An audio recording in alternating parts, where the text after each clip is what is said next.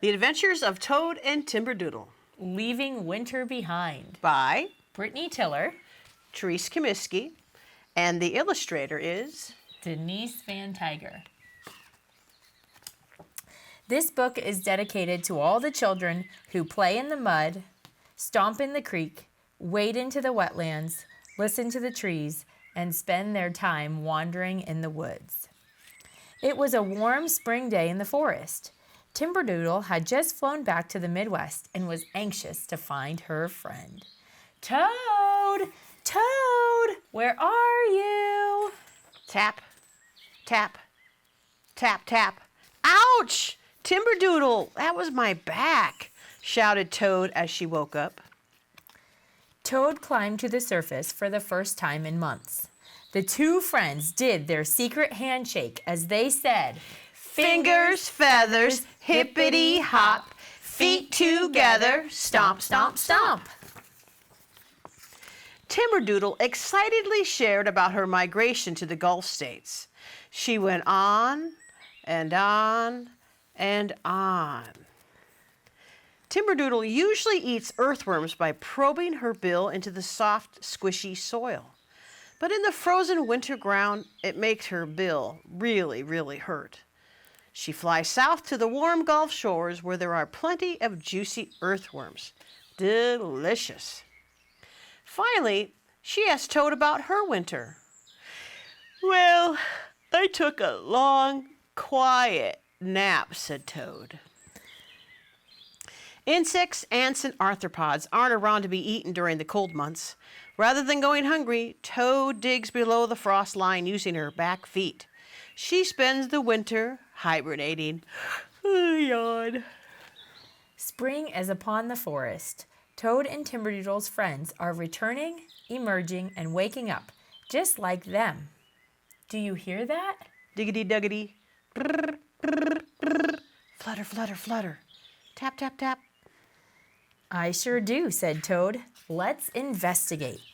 Toad grabbed onto Timberdoodle's beak. And with a flip of the beak, Toad was resting happily on Timberdoodle's feathery back, and off they went. As they tromped through the forest, they heard the scurrying of their friend, Fox Squirrel. Diggity-duggity, diggity-doo! My lost acorn! Where did I put you? They wondered what Squirrel was up to. I'm trying to find my cache, explained Squirrel. Cache? You buried your money here? Questioned Timberdoodle. Not money cache, a cache. It's a spot where I hide my food. During the coldest days of the year, I stay toasty warm inside my dray. On warmer days, we go out looking for food.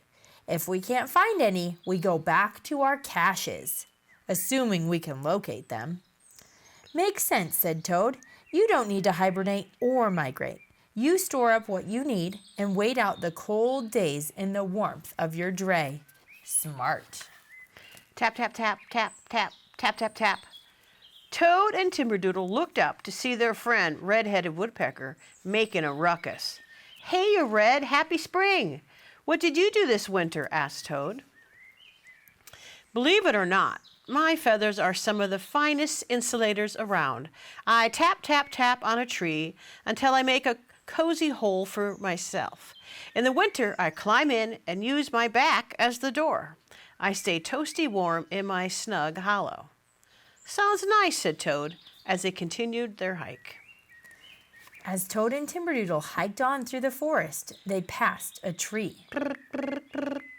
Toad recognized her cousin Tree Frog's voice, but could not see him.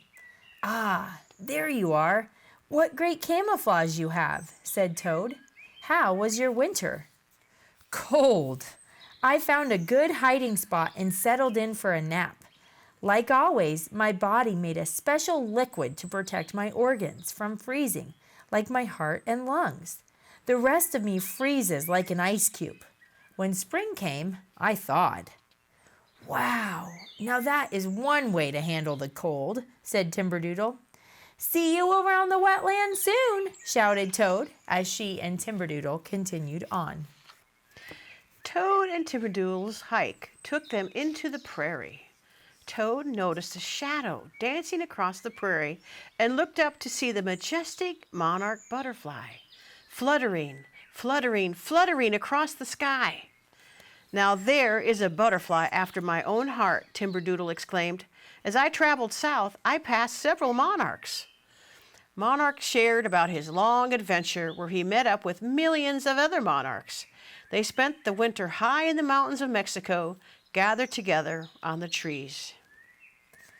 As Toad and Timberdoodle continued back to their neck of the woods, they talked about all the different and interesting ways to spend the winter.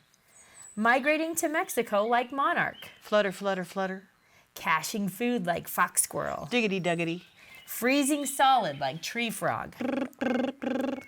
Hibernating like toad. Yawn. Good night.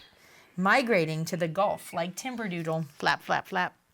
Making a hollow in a tree like red-headed woodpecker. Tap, tap, tap. There are a lot of ways to spend winter, said Timberdoodle, but the best way to spend spring is outside adventuring with friends. Indeed, said Toad. The end.